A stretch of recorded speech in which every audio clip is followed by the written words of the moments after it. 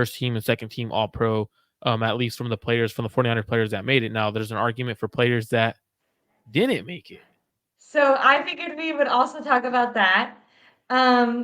There was a couple players that were left off the list completely that fans definitely had criticism for, and then there was also a guy who was named in the chat who I didn't write in on here, who we'll talk about. So originally we kind of already talked about Aiyuk getting left off the first team, but you and I both agreed that if we're being unbiased, he and potentially the cool thing about him being second team is he can bring that to the negotiation table, and then next year, like, he has room for improvement. That's what's so cool about Aiyuk is he's doing so good, but he does seem to be on the ascension versus some of the other 49er wide receivers. I feel like maybe we've seen their peaks. With Brandon Aiyuk, I feel like we haven't even seen his peak yet. Do you kind of feel that way Yeah, about and I Aiyuk? think I 100% agree with you. And I think if fans have an issue with Brandon Ayuk not being a first team pro player, I think you should be mad at Kyle Shanahan and the 49ers offense that being so Right? stacked. Because like if he was It, targeted more, he could have been. yeah. Yeah, So yeah, like yeah. it's essentially like if you're mad that Brandon Ayuk wasn't first team, essentially you're mad at the fact that Kyle Shanahan and the offense is so stacked that they couldn't get him over 100 targets, or they couldn't get him the amount of targets that these other players are getting. CeeDee Lamb, he's the main guy on that offense. Amon-Ra St. Brown, the main guy on that offense. Yeah. Now, when you compare the players, they're all probably similar in terms of their skill wise, like in terms of route running and being good. But it's a matter Minus of Hill. opportunities. Tyreek Hill is just gonna outrun everyone. That's true. Yeah, Tyreek Hill's just bad. He's special. Yeah, yeah, yeah. He's been that. Okay. We'll leave the biggest one and potentially, depending on who you think that is. We're gonna talk about Nick Bosa next, and we'll leave Purdy for last. Do you think that Nick Bosa should have been voted to the all pro list? Second, he didn't make second team or first team. He just got his contract extension this offseason. Seems like maybe that whole negotiation missing the offseason might have hurt him a little bit more um, than anticipated. He's, you know, picked it up in the second half of the year since the addition of Chase Young. He's definitely got more sacks. I know that he was leading the league in pressures in the first half of the year, but for his standards and for what they're paying him for, like, he should be making the impact of a quarterback. He should be getting 2 sacks a game, I think. I don't know if that's fair. It's a little He should be unfair, he should be but getting a sack a game. He it's should a little unfair. But The I did standards the are, math. I'm I like feel like, to 34. be fair, I know, I think that would be like a world record. That would be like not possible. But like, I think Nick Bosa, if you were being honest, maybe he would never say this in a press conference. Or although he's kind of honest with press conferences, I know he just won that award.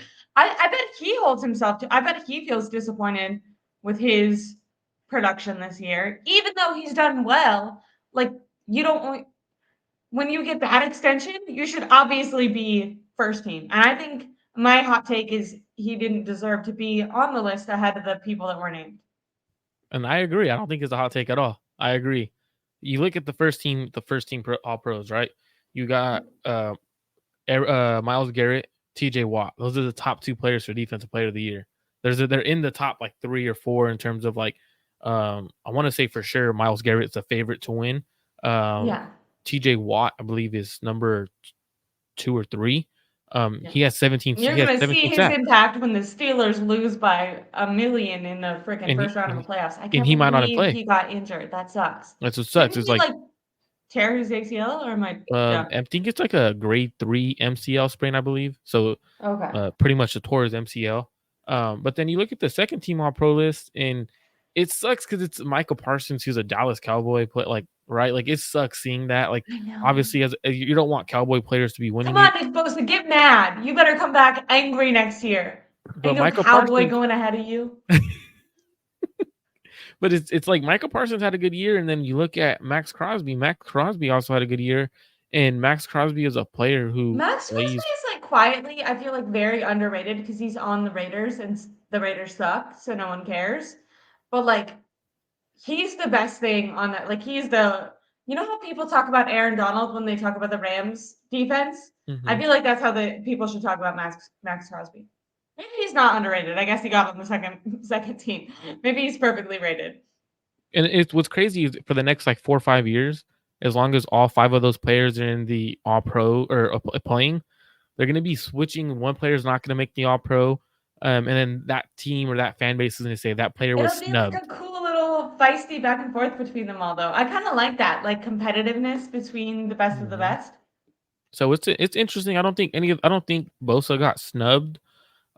He did have a more of a down year, whether that was due to, um, players not having the players on the roster to give him one-on-one opportunities opposite of him, whether that was the contract situation.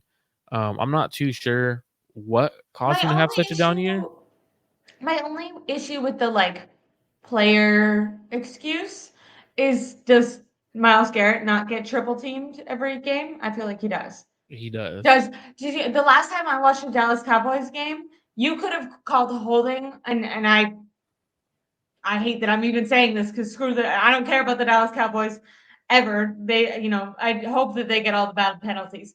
But like if you look at Micah Parsons, he's getting held every single play. Like it's very Nick Bosa esque. So you know what I mean? Like I feel like all the best are dealing with that. So I feel like they can't, Nick Bosa can't use the double team as an excuse. I don't know if I that's fair to agree. say. No, that's fair because when you look at all the other guys, everyone else on the list, so TJ Watt had 19 sacks. He's getting doubled. You have He's been in TJ. the league forever. How is he still so good? It was funny because he's been in the league forever and he still probably has like another solid 5 years in him, like So easily. It's like crazy. where he's getting that many, they're getting at least So 15 crazy. sacks. But he had 19, and then the other three players had 14. I want to say 14, that either 14 or 14 and a half, which are four more sacks than Nick Bosa. But it's also too like when you look at Nick Bosa, his impact is more than just sacks, and he provides a lot of pressures. Great as a run Yeah. defender, but then you look at Michael Parsons. They've used him a little bit differently in terms of like making him a stand up That's the thing linebacker. with, I was gonna say with both TJ Watt and Micah Parsons, I feel like they go back and forth between using them kind of as linebacker esque sometimes, hmm which And that's allows them why to have a little bit different opportunities than Nick Bosa gets. and that's why they're listed as edge rushers and not linebackers necessarily because like their main like you don't want TJ Watt to play that linebacker role. You want to like go out, get after the quarterback. You're an edge rusher. Go get the quarterback. Same thing with Micah.